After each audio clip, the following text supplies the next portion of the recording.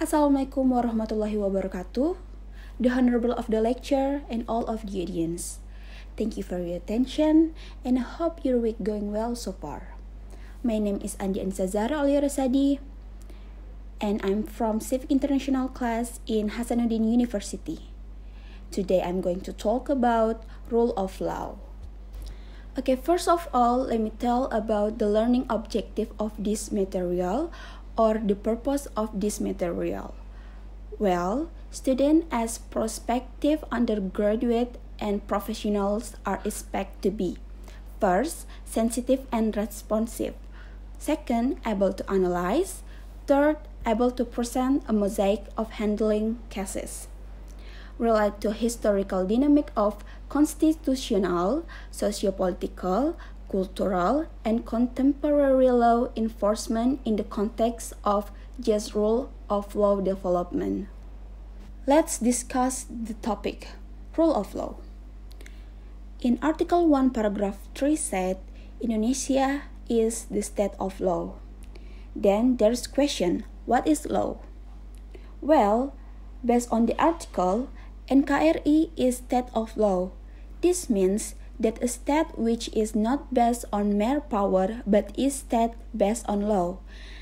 That means all problems in society, citizenship, government must be based on law. Then what is law?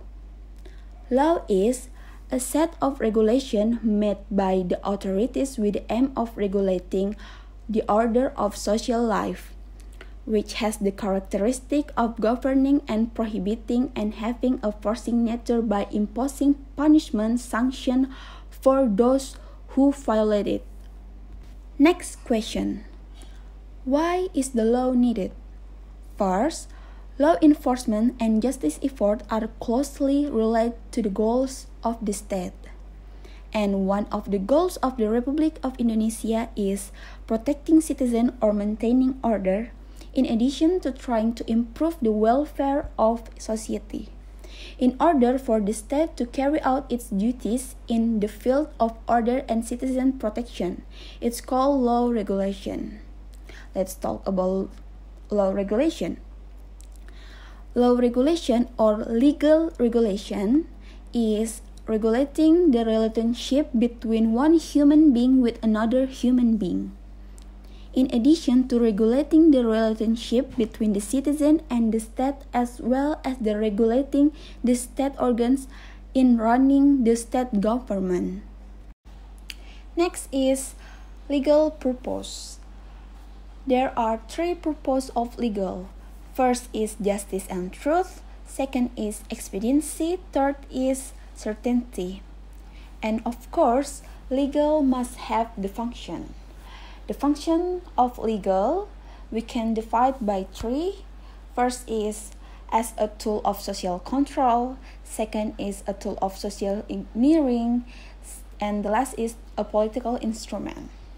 Well, as a social control tool, law as a means of social control means that it is something that can determine human behavior. Law assesses behavior that deviates from the rule of law. Law establishes sanctions that must be accepted. Law directs people to do the right things according to the rule so that peace is realized. And legal as a social engineering, it is a legal function that can be directed to change certain patterns in society.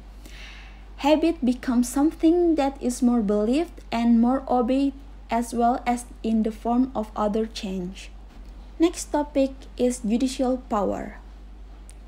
Judicial power have written in Article 24 of the Constitution of the Republic of Indonesia.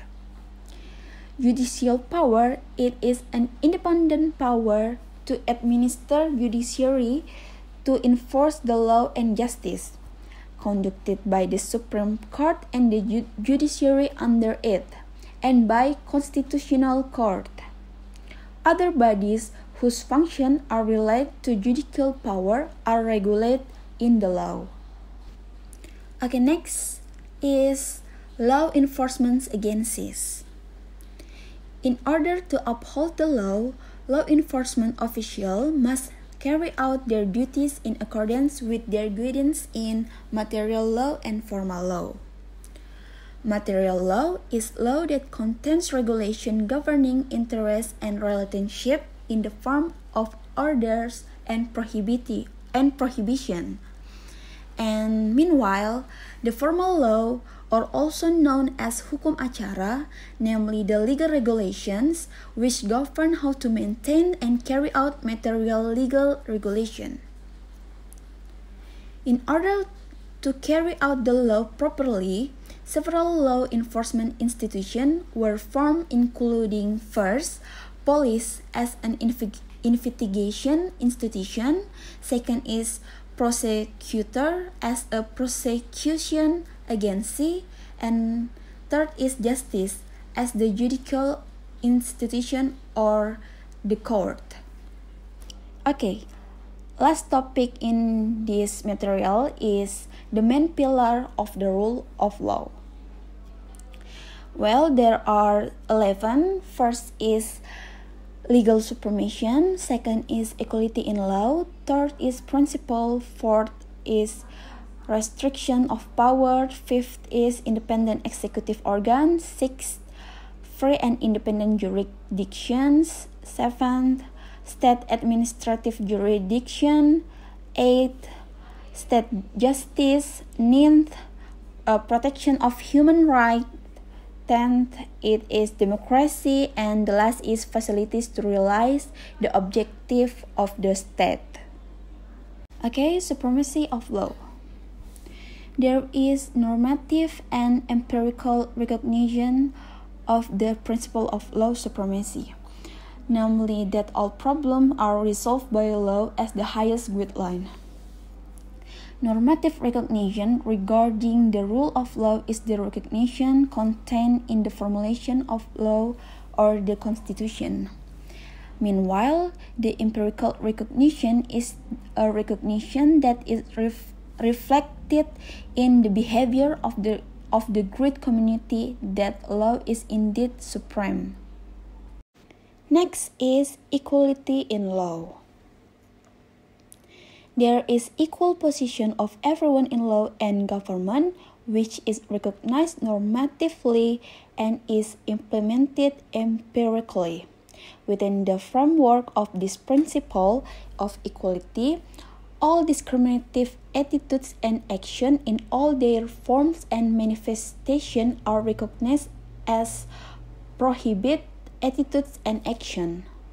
Last is legality principle. In every rule of law, it is required that the principle of legality be enforced in all government action that must be based on legislative and legal regulation. The written statutory regulation must exist and take effect first or precede administrative actions or actions taken. Thus, every act or administrative action must be based on rules. Well, I think that's all my presentation about rule of law. It's been an honor to be among such accomplished individuals and to be able to present my material today. If there is mistake, I want to say sorry, and if you want to ask a question, you can contact me. And maybe that's all. Wabillahi taufiq wal hidayah. Wassalamualaikum warahmatullahi wabarakatuh.